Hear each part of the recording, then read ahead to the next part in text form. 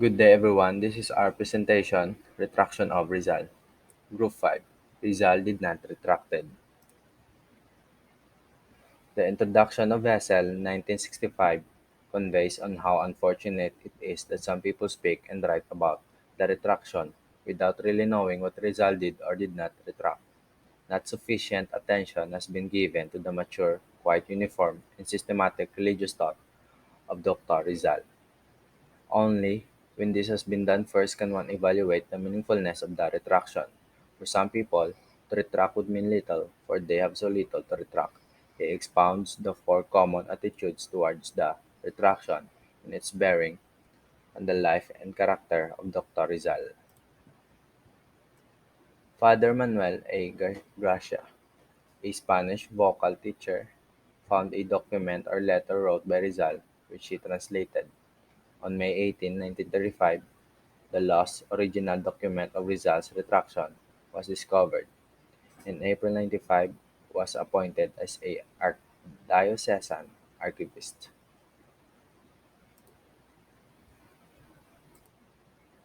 He found the document and the letter made by Rizal, saying, "I declare myself a Catholic, and in this religion in which I was born and educated, I wish to live and die." The other saying in the letter that he was an enemy of the church, which that was the reason he was executed. This letter was written on December 29, 1896. I declare myself a Catholic, and in this religion in which I was born and educated, I wish to live and die. I retract with all my heart whatever in my words, writings, publications, and conduct has been contrary to my character as the son of the Catholic Church. A few hours before he was shot, Rizal signed a document stating that he was a Catholic and retracted all his writings against the Church in the document, whereas the retraction. Moreover, Rizal's retraction letter was discovered by Father Manuel Gracia in 1935 at the Catholic Hierarchies Archive in Manila.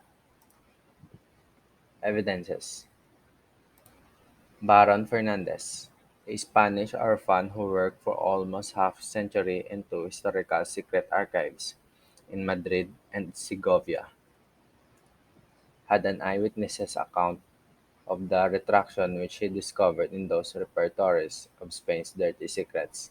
He found 34 documents, including handwritten letters, telegrams, and military documents, including a thick sheaf of Rizal's defense he had written himself days before he was murdered at Bagumbayan.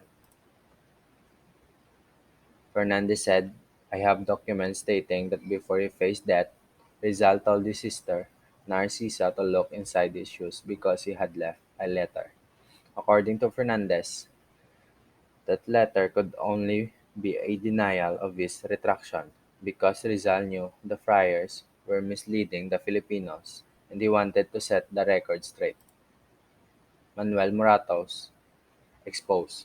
A friend of Baron Fernandez subsequently bought from Fernandez the intellectual property right to the valuable manuscripts. The friars forged the retraction letter and published in the Clerico Fasces newspaper at the time.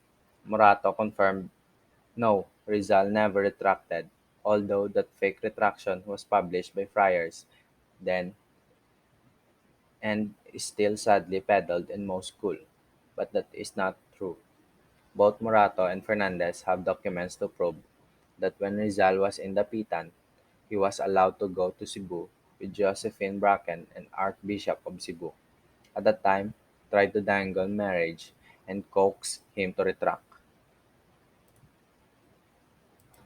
Mr. Palm's cutaneous acts, which undermined the belief that Rizal retracted.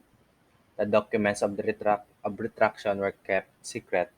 Only copies of it were furnished to the newspapers, but, with the exception of one person, nobody saw the original.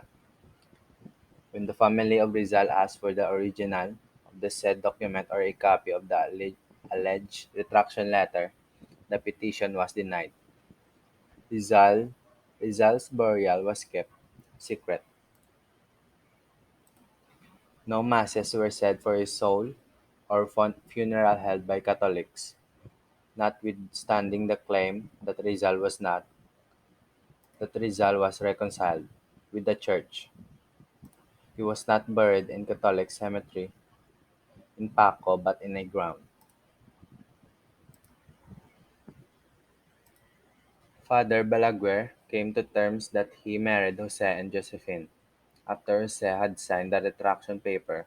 However, there were no marriage certificate or public record shown that could prove Father Balaguer's statements. A copy of the retraction paper that was allegedly signed by Rizal that was even kept secret was only published in newspapers. When Rizal's family requested for the original copy, it was said that it was lost.